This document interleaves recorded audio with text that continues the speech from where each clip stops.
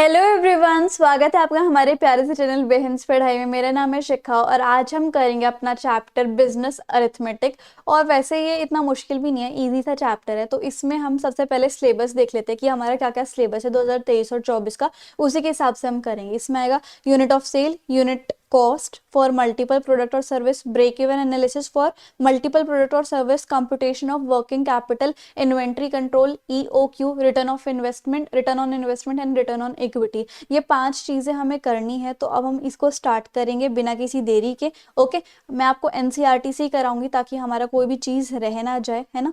तो इसलिए हम एनसीईआरटी से ही करेंगे। You can take pencil with you, और जो भी आपको मार्क करना है, जैसे मैंने मार्क किया हुआ, आप उसको मार्क भी कर सकते हो। ओके, तो कोई भी डाउट है तो आप मुझे इंस्टाग्राम पे फॉलो करके डीएम कर सकते हैं। एंड जो भी और ये नोट्स जो है वो आपको एनसीईआरटी से ही मार्क करने पड़ेंगे। ओके, तो अब हम स्टार्ट करेंगे अपना यूनिट 5 बिजनेस अरिथमेटिक। सबसे पहले हम पढ़ेंगे कि भाई यूनिट ऑफ सेल क्या होता है और यूनिट कॉस्ट क्या होता है। तो यहाँ पर जो यूनिट ऑफ सेल है और यूनिट कॉस्ट है, इसमें हम सबसे पहले ना एक एग्जाम्पल देखेंगे। उस एग्जाम्पल से ही हमें समझ में आएगा कि यूनिट ऑफ सेल क्या होता है। एक ग्रोसरी शॉप है, उसके पास बहुत सारे आइटम, 100 ऑफ आइटम्स उसकी शेल्फ्स पे, है ना।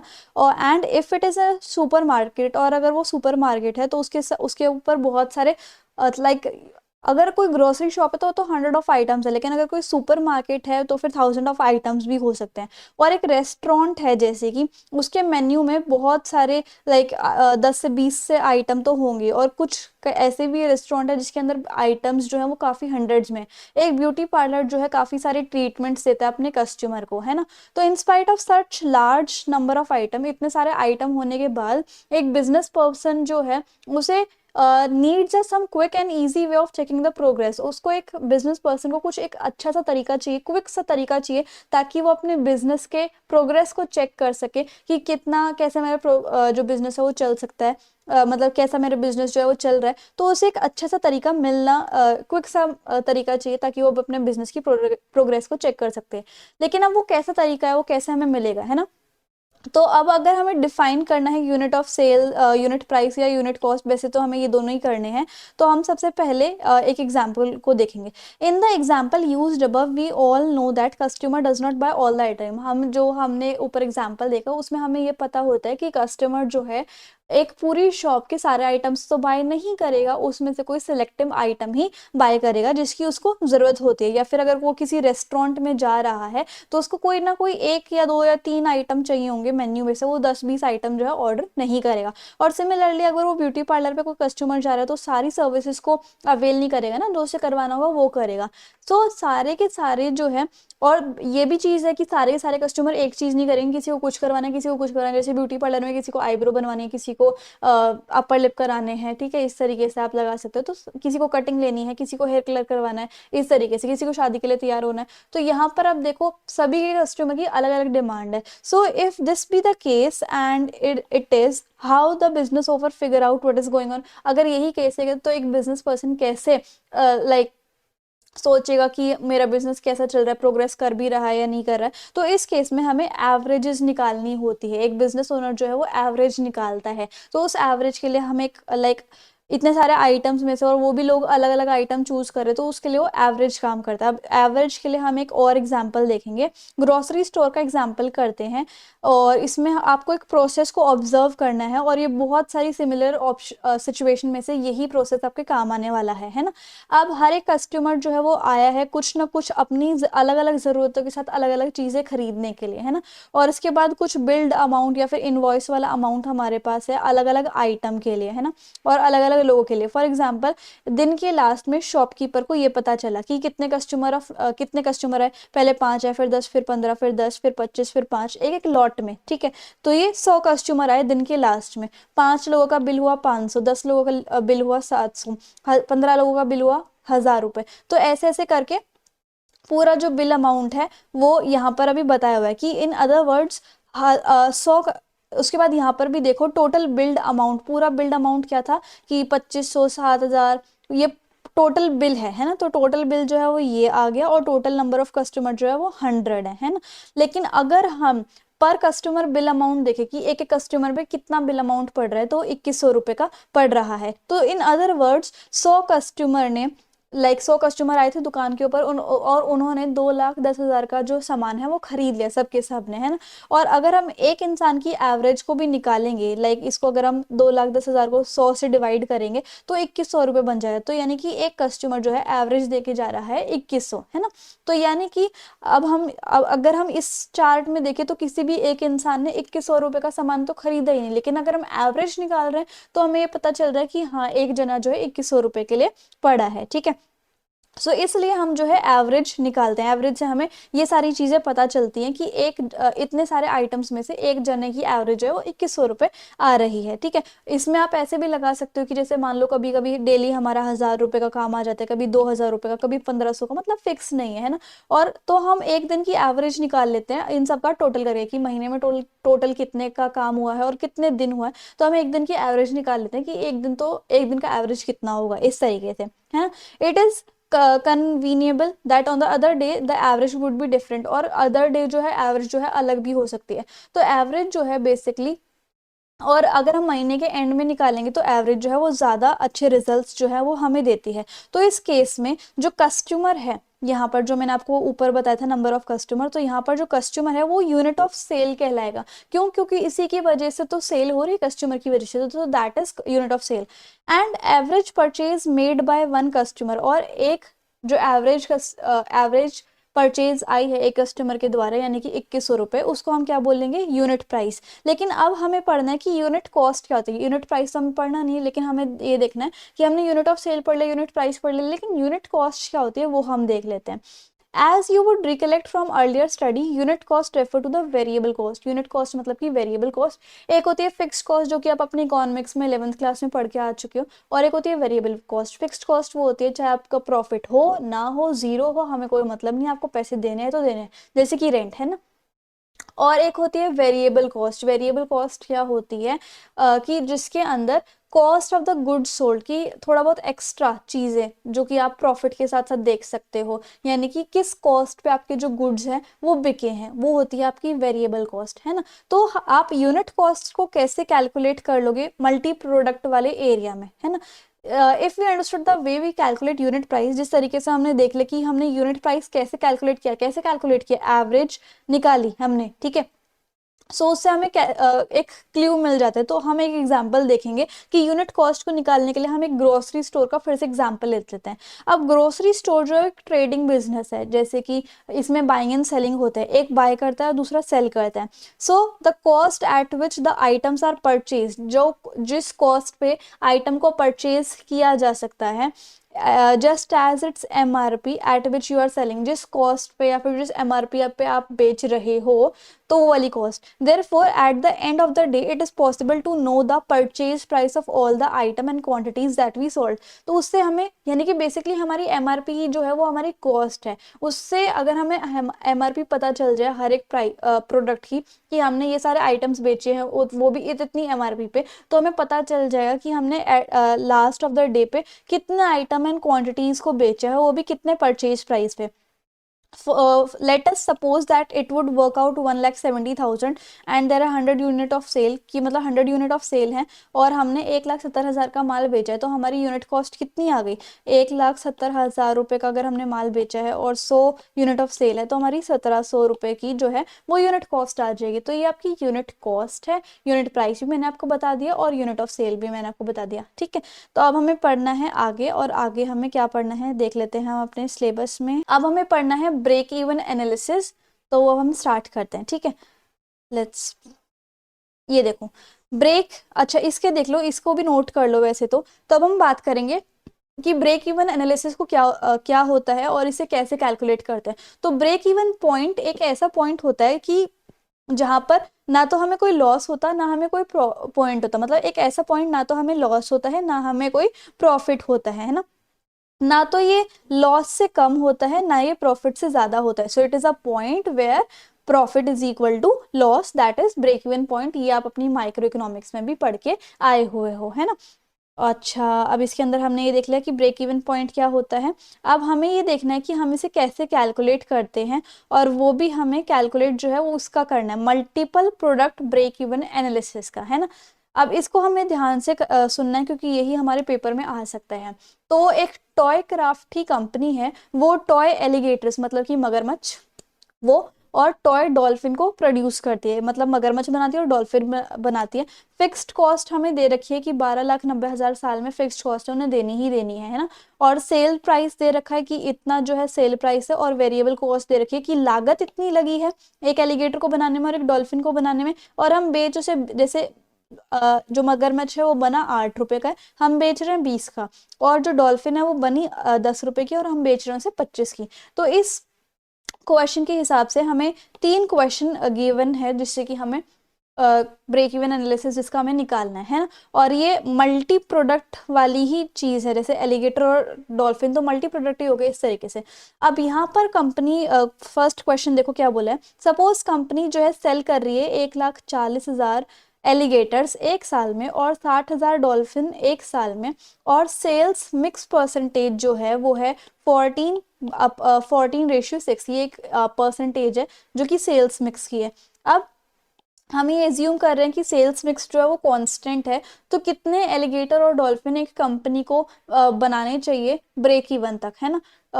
Must be company sell to break even, कि ब्रेक इवन पॉइंट आ जाने तक कितने डॉल्फिन एंड एलिगेटर्स एक कंपनी को बनाने चाहिए, ठीक है। और इसी के साथ साथ दूसरा भी ऐसे ही है, अगर एक कंपनी 60,000 एलिगेटर साल में बेच रही है और 1 लाख डॉल्फिन, मतलब अब उल्टा कर दिया, साल में बेच रही है, और रेशियो जो है वो भी उल्टा हो गया है सेल्स का 6/14। अब हम ये देख रहे हैं कि सेल्स में कांस्टेंट है और हमें कितने अब एलिगेटर और डॉल्फिन बनाने चाहिए ताकि हम ब्रेक इवन पे पहुंच जाए। आप सोचोगे सेम ही होगा, बट सेम नहीं होगा, अलग अलग होगा।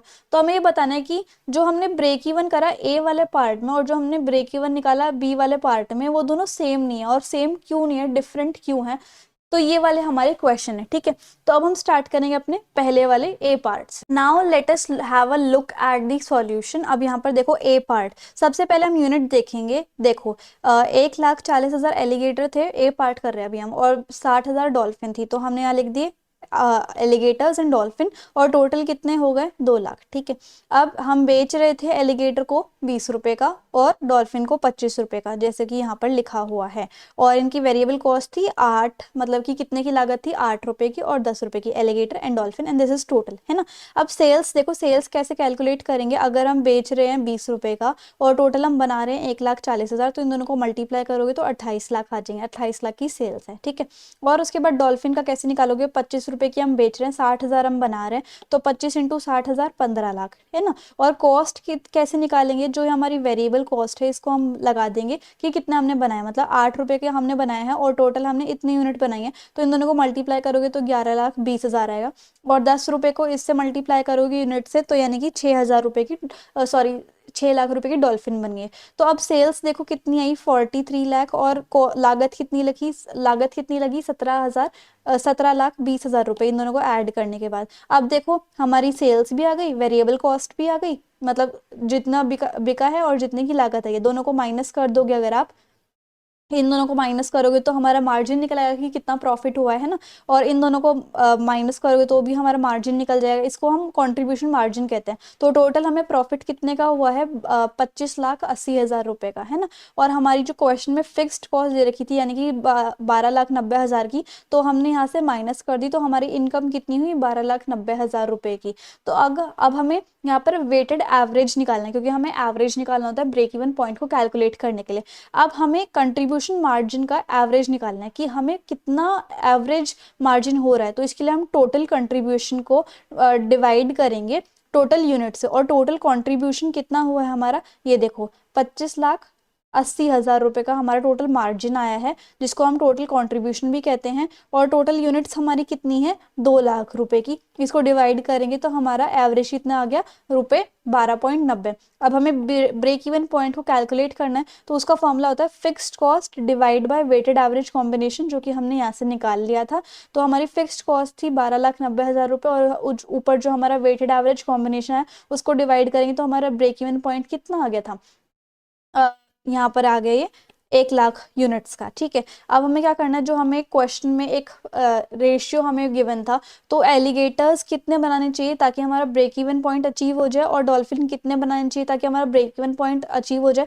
तो जो हमारी 1 लाख यूनिट का ब्रेक इवन पॉइंट आया वो हम लिखेंगे, और जो हमारे रेशियो गिवन था क्वेश्चन में 14:6 को, उसको हमें 14 लिखना है एलिगेटर्स के लिए, और इसको अगर हम ऐड करेंगे तो 20 आ जाए, तो डिवाइड बाई 20 सॉल्व करेंगे तो 70,000 यूनिट तक हमें एलिगेटर्स बनाने हैं 1 साल में, और डॉल्फिन हमें बनानी है 30,000 यूनिट्स, यानी कि 1 लाख जो हमारा ब्रेक इवन पॉइंट आया था, और 6 जो है हमारा रेशियो, एंड इनको ऐड करके अपॉन में 20। तो ये डॉल्फिन हमें 1 साल में 30,000 बनानी है और एलिगेटर 70,000 बनाने हैं, तब हमें ब्रेक इवन अचीव होगा। और सेम हमें बी पार्ट में भी करना है ना। बी पार्ट में भी सेम आप वैसे ही प्रोसेस करोगे, लेकिन क्योंकि इसमें हमारा थोड़ा चेंजेस हो गई थी, जैसे यहाँ पर 1,40,000 की जगह 60,000 आ गया, फिर यहाँ पर 60,000 की जगह 1,40,000, मतलब वैल्यूज उल्टी कर दी थी। तो हम यहाँ पर देखेंगे कि जो हमारा वेटेड एवरेज है वो 12.10 ऊपर आ रहा था, 12.10 था, 12.9 था, और यहाँ पर आया हमारा weighted average combination 14.10। Break even point हमारा कितना आया, 91,489 यूनिट्स आया।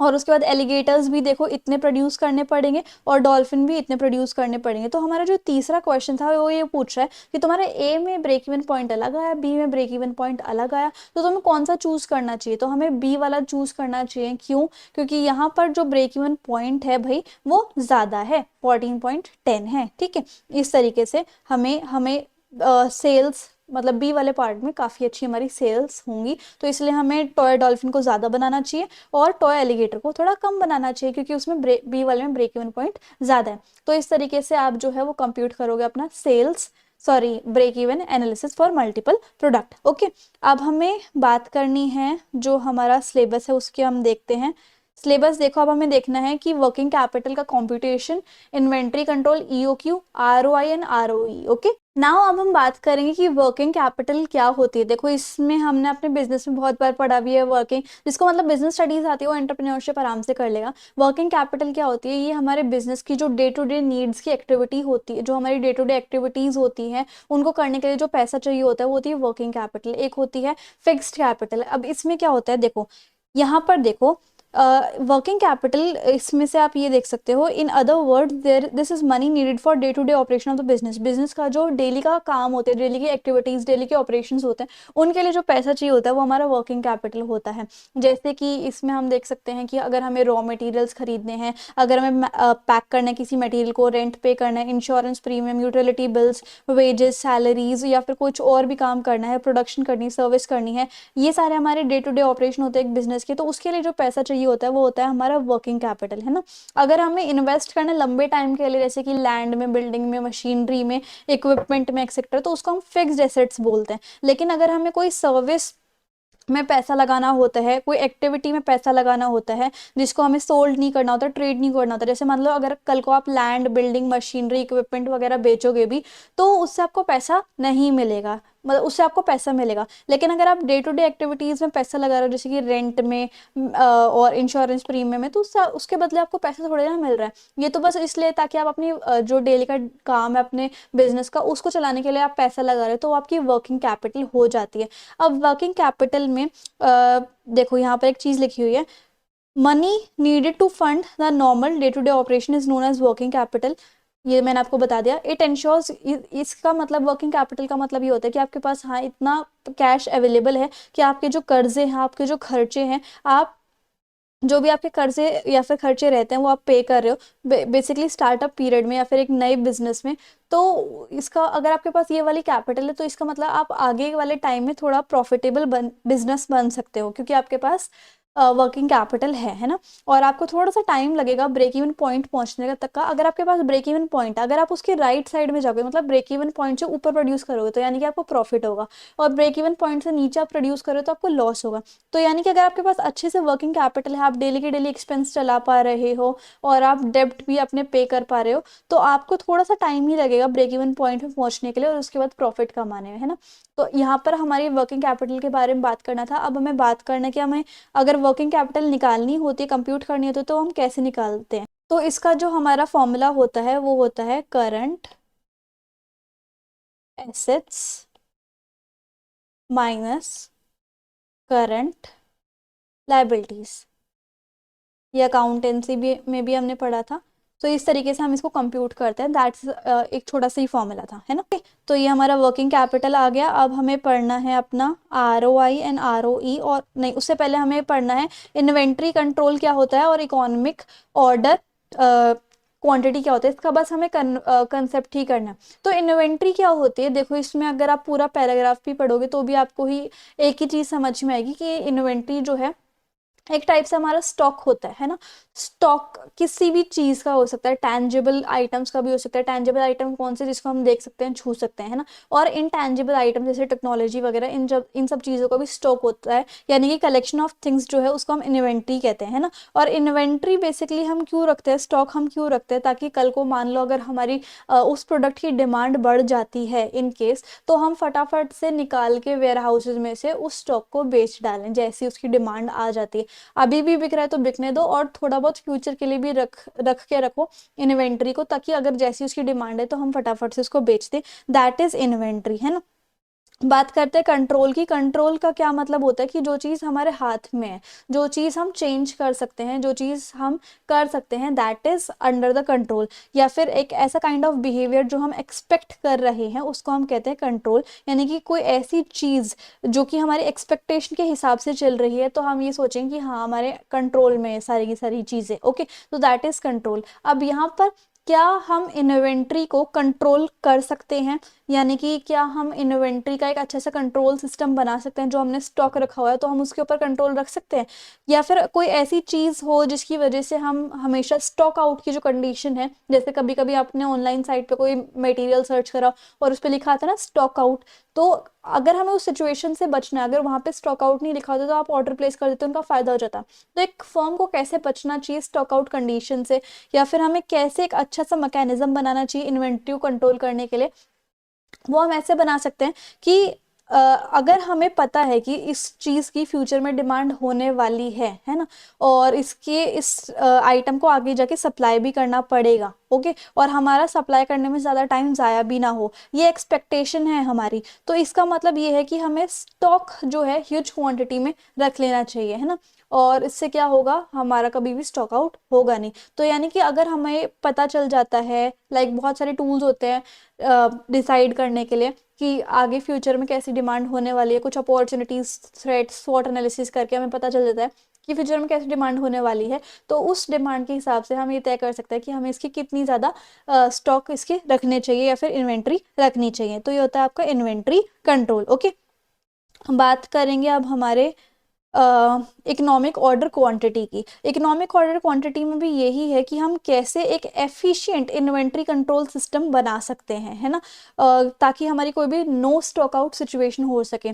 तो हम ये कह देंगे कि अगर हमें स्टॉक आउट कंडीशन नहीं होनी तो हम लार्ज क्वांटिटी मंगा देंगे, ये सेफ हो जाएगी। पर अगर डिमांड बदल गई तो हमें ये बहुत इंपॉर्टेंटली पता होना चाहिए कि हमें कब फ्यूचर डिमांड को, कैसे हमें फ्यूचर डिमांड को एज्यूम करना कि फ्यूचर में डिमांड कैसी होगी। मान लो हमने सोचा है फ्यूचर में हमारे इतने रुपए बन जाएंगे, लेकिन बने कम, तो वो भी तो एक एक्सपेक्टेशन फेल हो गई। तो ऐसी डिमांड का अगर हमें पता है कि फ्यूचर में डिमांड होगी लेकिन वो डिमांड थोड़ी सी कम होगी, तो हम क्या करेंगे, हमारी इन्वेंट्री वेस्ट हो जाएगी। तो हमें ये पता होना चाहिए कि फ्यूचर डिमांड एज्यूम करके चलो, और कितना हमें ऑर्डर करना है और कब हमें ऑर्डर करना है, यानी कि when to place an order, उसको हम रीऑर्डर बोलते हैं कि कब हमें ऑर्डर करना है, और कितना हमें ऑर्डर करना है उसको हम ऑर्डर क्वांटिटी कहते हैं, ठीक है। फॉर एग्जांपल इफ प्रोक्योरमेंट और मैन्युफैक्चरिंग लेड, अगर मान लो हमें पता चल जाए कि ये जो माल है या फिर ये जो सामान है वो 2 महीने में प्रोड्यूस हो जाएगा, और इसकी जो डिमांड है वो फ्यूचर में आने वाली है 300 यूनिट पर मंथ, तो हमें जो है अपना स्टॉक 600 पीसेस तक का रखना चाहिए, ठीक है। तो इस तरीके से, और रिकॉर्डर का फॉर्मूला क्या होता है, average daily usage rate into lead time in days. तो इस तरीके से आप इसकी कोशिश कर सकते हो बनाने की, कि अगर इस सामान को बनने में 2 महीने लगेंगे और इसकी एवरेज जो लाइक यूजेज है या फिर डिमांड होने वाली है आने वाले पीरियड में या फिर इस पीरियड में वो 300 यूनिट पर मंथ है, तो इन दोनों को आप मल्टीप्लाई कर दो, यानी कि जो टाइम है लेड टाइम इन डेज और ये जो यूजेज रेट है उसको, और तो हमारा रिकॉर्डर फॉर्मूला आ जाएगा, यानी कि 600 तक हमें स्टॉक जो है अपने रखने चाहिए। तो इससे हमारा एक गुड कन्वेंट्री कंट्रोल सिस्टम बन जाएगा, ओके। अब हमारा एक लास्ट टॉपिक रहता है ये देखो, इसका एक इकोनॉमिक ऑर्डर क्वांटिटी का फॉर्मूला भी है, इसके फॉर्मूले में आप ऐसे याद कर लो, ये इसका एक फॉर्मूला है, Q is equal to 2PD upon में C। अब ये D क्या है, annual demand for the item, क्या है, annual demand for the item, और उसके बाद P क्या है, कॉस्ट ऑफ प्लेसिंग और रिसीविंग वन ऑर्डर, कि ये हमें कितना पैसा लगा उस ऑर्डर को प्लेस करने में और उसको रिसीव करने में, है ना। और इसके अंदर परचेज प्राइस इंक्लूड नहीं होता है। और C क्या होता है, inventory carrying cost per unit, की एक यूनिट पर इन्वेंट्री में कितना कॉस्ट लगा, ओके। और उसके बाद ये PDNC हो गया, इससे हमारा Q आ जाएगा, Q एंड Q इज हमारा EOQ, ओके। तो अब यहाँ पर इसके एग्जाम्पल भी आप कर सकते हो कि जैसे annual quantity of jeans sold by a shop, की साल में एनुअल क्वांटिटी ऑफ जीन्स कितनी है, 1200 रुपये एवरेज निकाली हुई है, और रेट कितना है, 100 रुपये per month. Cost of placing the order और रिसीविंग, और यहाँ पर कॉस्ट जो है यानी कि cost of placing the order जो है वो हमारा P था, ठीक है, तो P जो है वो हमारा 500 रुपये। इन्वेंट्री होल्डिंग कॉस्ट यानी कि C जो हमारा 30 है, तो हमारा EOQ कितना हो गया। अब यहाँ पर देखो D हमारा क्या था, annual demand for the item, annual demand कितने की है, 1200 रुपये की, यहाँ पे लिखा हुआ है ना एनुअल क्वांटिटी, तो एनुअल डिमांड हो गया, तो D हमारा 1200, P जो है हमारा 500 रुपये हो गया, और C जो हमारे 30 हो गया, तो 2PD, 2 into P into D कर दो, 12 लाख रुपए आ गया। उसके बाद हमें C से डिवाइड करना है, यानी कि इसको आप 30 से डिवाइड करोगे इस 12 लाख को, तो 40,000 रुपये आ जाएगा। अब इस 40,000 रुपये का ये जो आपका है उसका भी आपको स्क्वायर रूट करना है, तो हमारा EOQ आ जाएगा। अब स्क्वायर रूट करके 200 आएगा, तो यानी कि EOQ हमारा जीन्स का कितना है, 200 जीन्स। इस तरीके से आप EOQ निकाल सकते हो, ओके। अच्छा, अब हमें ROI करना है, return on investment and return on equity. इसका बेसिकली आप एक फॉर्मूला कर लो, रिटर्न ऑन इन्वेस्टमेंट यानी कि जो आपने इन्वेस्टमेंट करी है उसके ऊपर आपको कितना रिटर्न मिल रहा है, तो वो होता है ROI, यानी कि नेट प्रॉफिट अपॉन में टोटल कैपिटल इन्वेस्टेड इनटू 100। और रिटर्न ऑन इक्विटी क्या होता है, जो भी आपकी इक्विटी है, जो भी आपकी इनकम है, जो भी आपकी कैपिटल है जो आपने अपने बिजनेस में लगाई है, उसमें आपको कितना रिटर्न मिल रहा है। जैसे मान लो मैंने अपने बिजनेस में 1 लाख रुपए लगाया है, और उसके बाद उसके अगले महीने से मुझे इनकम चालू हो जाती है, यानी कि 20-20 हज़ार रुपये महीना, 40-40 हज़ार रुपये महीना, तो मेरा इक्विटी पे कितना रिटर्न आ रहा है, तो उसको कैलकुलेट करने के लिए हमें net income into 100 upon equity को डिवाइड करना पड़ेगा, तब हमारा ROE आएगा, है ना। तो अब एग्जाम में जो है वो return on investment and return on equity को कंप्यूट करने के लिए एक क्वेश्चन आ सकता है, तो उसमें आप थोड़ी बहुत चीज़ें ध्यान से देखो। इसमें ही एक एग्जाम्पल दिया हुआ है, वो मैं आपको बताती हूँ, ठीक है। तो यहाँ पर ROI का फॉर्मूला होता है net profit divided by total capital invested into 100। अब फॉर एग्जाम्पल, इसमें एग्जाम्पल देखो, एग्जाम्पल दिया हुआ है, you spend ₹1 lakh to open a grocery shop. आपको एक परचून की दुकान खोलनी थी, आपने उस पर 1 लाख का खर्चा कर दिया, और आपने नेट प्रॉफिट बनाया ₹20,000 इन 1 ईयर। आपने 20,000 का प्रॉफिट कमाया 1 साल में, और your annual ROI equals to, तो आपकी एनुअल ROI कितनी निकलेगी। सबसे पहले तो आपको प्रॉफिट कितना हुआ, नेट प्रॉफिट आपने देख लिया कि नेट प्रॉफिट आपको दिया है क्वेश्चन में 20,000, है ना, divide by total capital invested, आपने कितने इन्वेस्ट किए थे, 1 लाख, इसको डिवाइड कर दो, मल्टीप्लाई बाय 100 कर दो, तो 20% जो है आपका ROI आ गया, है ना। अब यहाँ पर एक चीज और ध्यान से समझो, जो ये कह रहे हैं, व्हेन कैलकुलेटिंग ROI, जब भी आप ROI को कैलकुलेट करो, तो investment will not only include, investment में सिर्फ ये नहीं आएगा कि what the investor spend out of his or her pocket, but also the borrowed fund. अब ये जो आपने 1 लाख रुपए की कैपिटल लगाई है, ये जो है ये आप कहाँ लिखोगे कि आपने टोटल कितनी इन्वेस्टमेंट कैपिटल, आपने टोटल कितनी कैपिटल इन्वेस्ट करी। लेकिन इस 1 लाख में अगर आपकी खुद की पॉकेट से मान लो 40,000 रुपये गए हैं, और आपने 60,000 रुपये किसी से उधार लिए हैं, तब जाके आपने 1 लाख इन्वेस्ट किया है, तो ये कह रहे हैं कि इस टोटल कैपिटल इन्वेस्टेड में आपकी खुद की पॉकेट से जो पैसे आपने इन्वेस्ट किए हैं वो तो आएंगे ही आएंगे, लेकिन साथ में वो उधार वाले पैसे जो आपने कैपिटल में इन्वेस्ट किए हैं, बिजनेस में इन्वेस्ट करिए कैपिटल, वो उधार वाले भी आएंगे, तो यानी कि बोरोड फंड भी आएंगे और आपकी ओनर्स कैपिटल भी आएगी, है ना। सो इस एग्जाम्पल में जो ओनर है उन्होंने इन्वेस्ट की है खुद की जेब से 40,000 यानी कि इक्विटी, और लोन लिया था किसी से 60,000 रुपए का, तो टोटल कैपिटल इन्वेस्ट में आपकी इक्विटी प्लस डेप्ट दोनों आएंगे, इतनी बात समझ में आई। रिटर्न ऑन इक्विटी का भी एक एग्जाम्पल देख लेंगे। अब रिटर्न ऑन इक्विटी देखो, रिटर्न ऑन इक्विटी का एग्जाम्पल देखो। यहाँ पर क्या है, अगर हमें ROE कैलकुलेट करना है तो उसमें हमें net income multiply by 100 upon equity करनी है। अब यहाँ पर इक्विटी में एक बात ध्यान रखना है, इसमें कोई भी डेप्ट नहीं आएगा। जो आपने अपने पैसे खुद के लगा रखे ना अपनी खुद की पॉकेट में से, वो ही आपकी इक्विटी में आएगा। ओके, अब यहाँ पर ये फॉर्मूला मैंने आपको बता दिया। एग्जाम्पल में देखो, एक ग्रोसरी ओनर की इक्विटी थी 40,000 रुपये, यानी कि उसने खुद की पॉकेट से 40,000 लगाए हैं बिजनेस में, और 60,000 रुपये उसने कहीं से बोरो किए हैं, और 60,000 के साथ साथ वो पर एनम 10% का भी इंटरेस्ट देगा जो उसने ये उधार ले रखी है। तो यानी कि अगर 60,000 का आप 10% करोगे तो कितना आएगा, 6,000 वो इंटरेस्ट भी देगा। ठीक है, तो अब सबसे पहले आपको नेट इनकम या फिर नेट प्रॉफिट कैलकुलेट करना होगा। तो वो कैसे करोगे, जो आपका डेप्ट है, डेप्ट में से आपने माइनस कर दी इक्विटी, तो कितने आ गए 20,000 रुपीज। और 20,000 रुपीज में से भी आप जो है वो क्या करोगे, 6,000 जो आपका इंटरेस्ट था वो भी घटा दोगे, तो आपके 14,000 जो है वो नेट प्रॉफिट आ गया। अब नेट इनकम नेट प्रॉफिट एक ही बात है, तो आपने 14,000 को डिवाइड किया 40,000 से, क्योंकि आपको इक्विटी में सिर्फ वही लिखना है जो आपने अपनी पॉकेट से लगाया हुआ अपने बिजनेस में। मल्टीप्लाई बाय करोगे 100 से, तो आपका ROI जो है वो 35% आ जाए। इसका मतलब जो एक एक रुपया आपने अपने खुद के बिजनेस में लगाया है, उससे 1 रुपये पे आपको 35% का जो है वो प्रॉफिट हो रहा है ना, इस तरीके से। सो ये हो गया आपका return on equity and return on investment का फॉर्मूला एंड एक एग्जाम्पल। पहले मैंने आपको एक वर्किंग कैपिटल का कंसेप्ट बताया था। इसमें एक चीज आपकी रह गई कि वर्किंग कैपिटल जो है वो दो तरीके की होती है, एक ग्रॉस वर्किंग कैपिटल और एक नेट वर्किंग कैपिटल। तो ये जो मैंने आपको फॉर्मूला लिखवाया था ना, current asset minus current liability, इसको हम कहते हैं नेट वर्किंग कैपिटल। अब करंट एसेट्स और करंट लाइबिलिटीज क्या होती हैं वो मैं आपको बताती हूँ। देखो, ये जो है करंट एसेट्स होती हैं स्टॉक, डेटर्स, कैश और शॉर्ट टर्म इन्वेस्टमेंट, जो कि जल्दी से कैश में कन्वर्ट हो जाती हैं। और करंट लाइबिलिटीज क्या होती हैं, जो कि हमें एक टाइप का लोन होता है जो कि 1 साल के अंदर अंदर या फिर 6 महीने के अंदर अंदर पे करना होता है। व्हाट आर करंट लाइबिलिटीज, जो कि ऐसे टाइप के लोन होते हैं जो हमें 1 साल के अंदर अंदर या जिनकी मेच्योरिटी जो है वो जल्दी हो जाती है, वो हमें पे करने होते हैं, ये होते हैं करंट लाइबिलिटीज। तो जब आप और इसके एग्जाम्पल देखो, trade creditors, short term loan and outstanding expenses. तो आई होप आपको ये टर्म समझ में आ रही होंगी, क्योंकि आपने 11th क्लास में अपनी अकाउंटेंसी तो पढ़ी ली है ना। तो अगर आप करंट एसेट्स को माइनस करोगे करंट लाइबिलिटीज के साथ, तो फिर आपकी आ जाएंगी networking capital. And I hope आप ये जो टर्म्स है वो ध्यान रखो कि आपका नेटवर्किंग कैपिटल या फिर वर्किंग कैपिटल को कंप्यूट करना,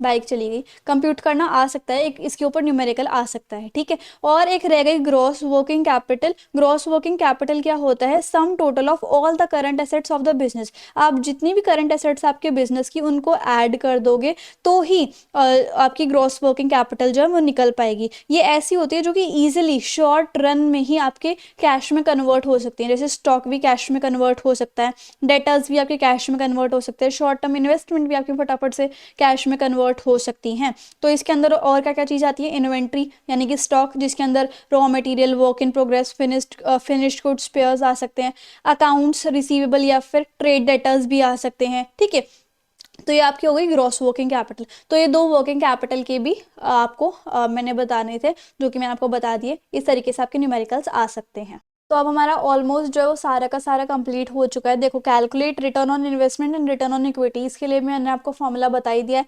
EOQ भी मैंने आपको कैलकुलेट करना सिखाया है, और कैसे हम वर्किंग कैपिटल को कंप्यूट कर सकते हैं, current assets minus current liability. तो अगर कोई भी न्यूमेरिकल आता है तो यू कैन सॉल्व इट, है ना। Understand the concept of inventory control भी मैंने आपको बता दिया है। मिड ब्रेक इवन पॉइंट भी हमने कर लिया है, unit cost and unit price भी कर लिया है, और यूनिट सेल भी कर लिया है। ठीक है, यूनिट प्राइस भी हमें कर लिया है। इस तरीके से अगर आपको आता है तो मतलब मैंने आपको अपनी तरफ से समझा दिया है, बट अगर इन केस क्वेश्चन पेपर में आता है तो you can solve with that. ठीक है, तो इस तरीके से हमारा जो चैप्टर फाइनली खत्म होता है। आई होप आपको मेरे समझाने का तरीका और वीडियो काफ़ी पसंद आई होगी। इंस्टाग्राम एंड टेलीग्राम पे जरूर फॉलो कर लेना। So if you like the video and the explanation, then please do like, share, comment and subscribe the channel. Thank you so much.